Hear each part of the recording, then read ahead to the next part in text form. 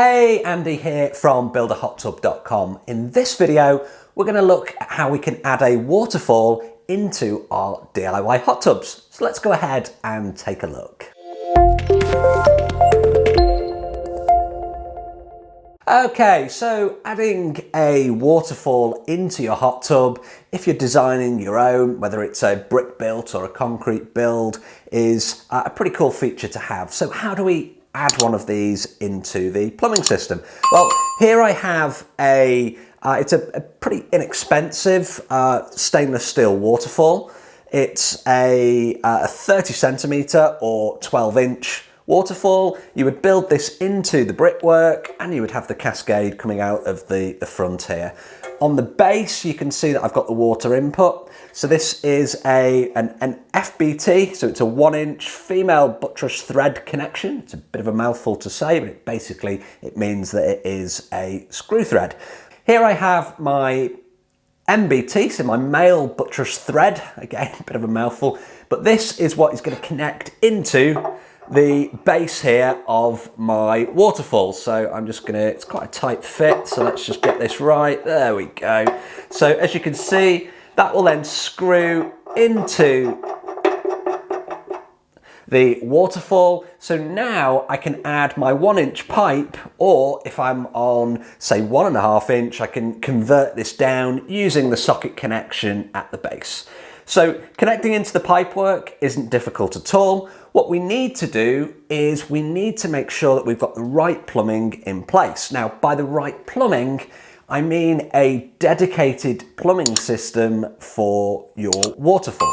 What you don't want to do with a waterfall is try and include it into your existing plumbing. And by that, I mean your jet lines. What happens is it decreases the flow, and it's really not a good way of doing things. So what you're going to do is you're going to add a bottom drain into your hot tub. So you would already have 2 drains in place, maybe with a skimmer, depending on your location, and that would be going into your jet pump. What you're going to do for your waterfall is you're going to add a 3rd dedicated drain just for the waterfall. You're also going to add a dedicated pump.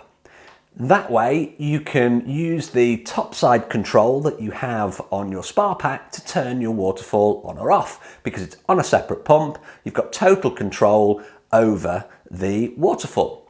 Now you're going to need to check the flow requirements of the waterfall itself.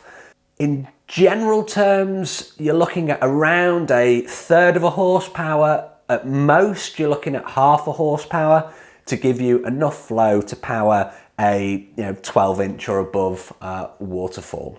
The plumbing is really simple. You're going to go from that drain, you're going to go into the front of your pump, then either the side or the top discharge is then going to connect back up to your pipework, and it's going to go into that waterfall. Really straightforward, but what you're doing is you're creating a dedicated system for the waterfall that doesn't impact the jets or the flow into the jets in any way. And this is by far the best way of doing things.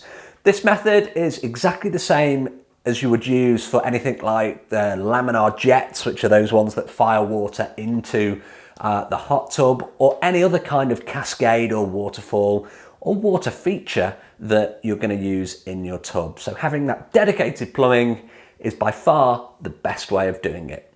Hope you found this video useful. I'll see you on the next video. If you've liked this video, please do like, share and subscribe to the channel. See you on the next video.